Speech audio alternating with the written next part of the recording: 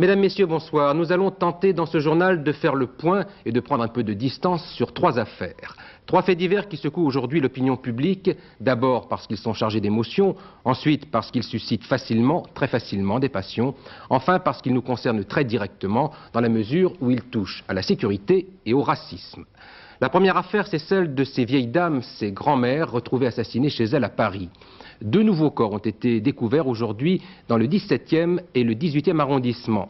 9 femmes ont ainsi été assassinées dans des conditions très semblables depuis le début du mois d'octobre. Hervé Brusini fait le point sur l'enquête menée par la police. Qui a tué Madame Paul Victor? À 77 ans, la vieille dame n'avait aucun moyen de se défendre. Alors, lâche assassinat pour de l'argent.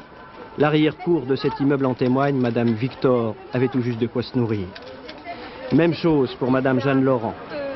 Fragile, petite, toute menue.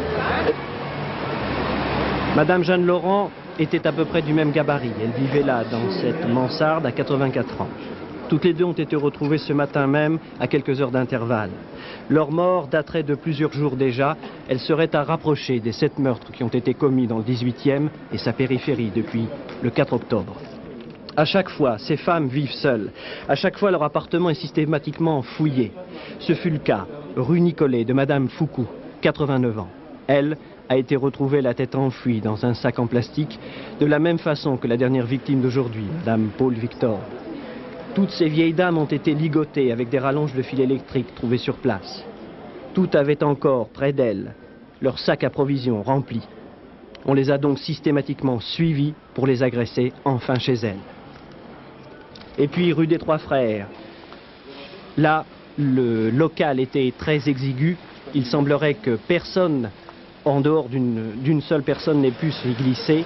Les enquêteurs ne tirent pourtant aucune conclusion sur la multiplicité d'éventuels complices. Toutes les hypothèses sont permises. Il est certain que cet acharnement peut permettre de penser que nous avons affaire à des gens particulièrement excités. Toxicomanes ou autres qui s'acharnent, qui ont de toute façon un comportement tout à fait anormal. De toute façon, tuer les gens est un comportement anormal, mais là encore plus, si je puis dire. Moi, je dirige la police judiciaire et j'ai augmenté autant que j'ai pu les effectifs de la 2e division qui couvre le secteur du 18e arrondissement. Le préfet de police, de son côté, qui est responsable de la police parisienne, fait un maximum d'efforts pour mettre à l'endroit où ils sont le plus nécessaires les effectifs dont ils disposent. Pourtant, le sentiment d'insécurité est grand chez ceux qui habitent le quartier. Déjà, certains même ont déménagé. Ce matin, les élus locaux de la majorité et de l'opposition se sont rendus sur les lieux. Dans le 18e, nous sommes dans le périmètre le moins sûr de Paris. C'est une réalité constante. Quand on voit les chiffres de juillet, août, septembre et octobre, c'est 5 agressions par jour. Et les proies des voyous, c'est en général le 3e âge. Alors, j'ai écrit au Premier ministre le 19 septembre. Je n'ai pas eu de réponse à ma lettre. Je lui avais demandé une audience pour qu'on réagisse une fois pour toutes dans ce quartier. Permettez-moi de vous dire qu'il s'agit en l'occurrence de crimes de démons. Et ceci n'a rien à voir avec le problème général de la sécurité. C'est peut-être des drogués d'ailleurs, effectivement, mais c'est un crime de démon. Ces crimes ont été commis tous dans les mêmes conditions. Pierre Jox, le ministre de l'Intérieur, est lui aussi venu. Le problème se pose donc maintenant également au niveau politique. Ce soir, dans les rues du 18e, les forces de police patrouillent. Elles ont été multipliées.